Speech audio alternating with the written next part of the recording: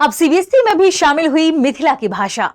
मैथिली को पाठ्यक्रम में शामिल करने के फैसले ने बिहार की सांस्कृतिक पहचान को नई ताकत दी है। यह सिर्फ एक भाषा नहीं बल्कि मिथिला की विरासत, साहित्य और परंपरा को नई पीढ़ी तक पहुंचाने का ऐतिहासिक कदम माना जा रहा है। आज के सेशन में हम जानेंगे कि सीबीएसई ने किन कक्षाओं में मैथिली भाषा को पढ़ाने की अनुमति दी है। यह भी समझेंगे कि मैथिली भाषा इतनी महत्वपूर्ण क्यों है, इसके प्रमुख कवि कौन रहे हैं और जानेंगे कि इसे भारतीय संविधान की अनुसूची 8 में कब शामिल किया गया था। सबसे पहले बात करें कि सीबीएसई ने किन कक्षाओं में पढ़ने की बात कही है, मैथिली भाषा को पढ़ाने की अनुमति दी है। दरअसल सीबीएसई ने मैथिली को कक्षा 1 से लेकर माध्यमिक स्तर तक पढ़ाने की अनुमति दी है। यह व्यवस्था शैक्षणिक सत्र 2026-27 से लागू हो जाएगी। कब से लागू होगी? 2026-27 से यह व्यवस्था लागू हो जाएगी। और कक्षा के संदर्भ में ध्यान रखिएगा, कक्षा 1 से लेकर माध्यमिक स्तर तक इस भाषा को पढ़ाने की अनुमति, पाठ्यक्रम में शामिल करने की अनुमति दी है सीबीएसई ने। यह निर्णय नई शिक्षा नीति के तहत लिया गया है। तो ध्यान रखिएगा, नई शिक्षा नीति के तहत जो भारतीय भाषाओं को बढ़ावा देने की बात कही गई है, उसी नीति के तहत इसे जोड़ा गया है, इस नीति को शामिल किया गया है। इससे क्या होगा? इससे नई पीढ़ी जो है वह अपनी मातृभाषा में चीजों को पढ़ सकेगी, समझ सकेगी। इससे मातृभाषा, संस्कृति और जो जड़ है बिहार की, उनसे वो नई पीढ़ी जुड़ी रहेगी, ऐसा माना जा रहा है। बात कर लेते हैं कि मिथिला जो क्षेत्र है उससे जुड़ी हुई भाषा का नाम ही है मैथिली। ठीक है, तो मिथिला क्षेत्र की प्रमुख भाषा है मैथिली। 2003 में इसे संविधान की अनुसूची 8 में शामिल किया गया था। मैथिली का साहित्य, परंपरा काफी ज्यादा समृद्ध माना जाता है।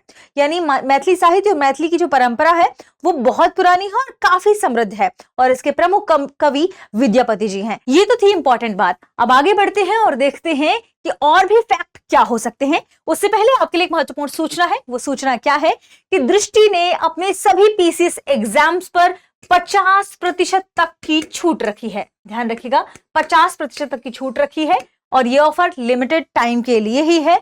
तो अगर आप तैयारी कर रहे हैं बीपीएससी की, जेपीएससी की या किसी भी पीसीएस एग्जाम की, तो ये आपके लिए सबसे बेस्ट मौका है। इसके लिए आप इस ऑफर का लाभ लेने के लिए कॉल कर सकते हैं 87501 पर, या फिर आप डाउनलोड करें दृष्टि लर्निंग ऐप।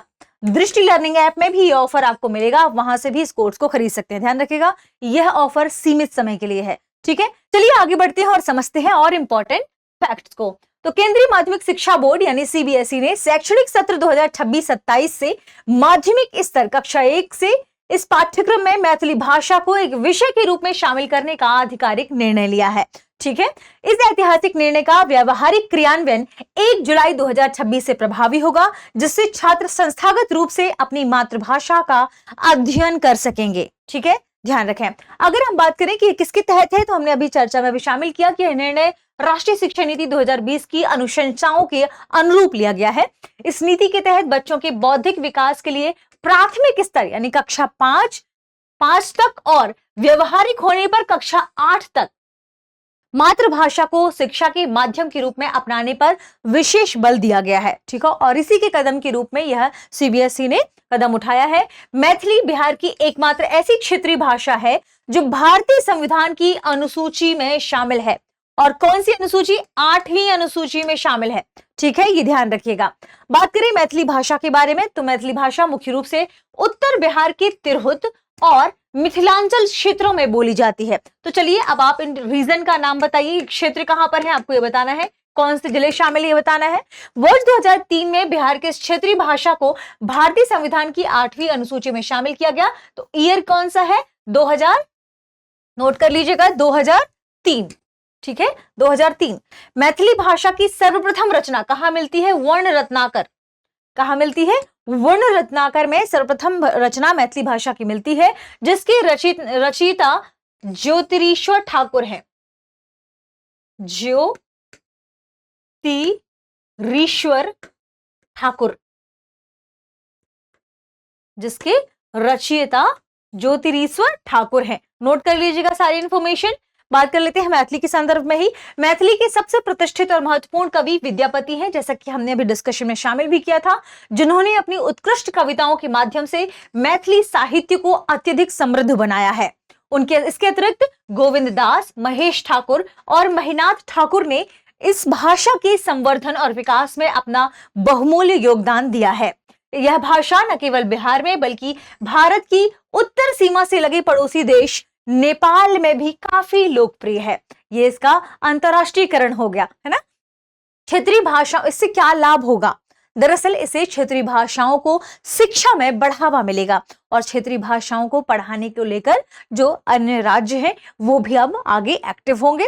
इसके अलावा विद्यार्थियों को अपनी मातृभाषा में अगर चीजें पढ़ने का मौका मिलेगा तो उससे वो अपने रूट से कनेक्टेड रहेंगे और चीजों को ज्यादा आसान तरीके से समझ पाएंगे।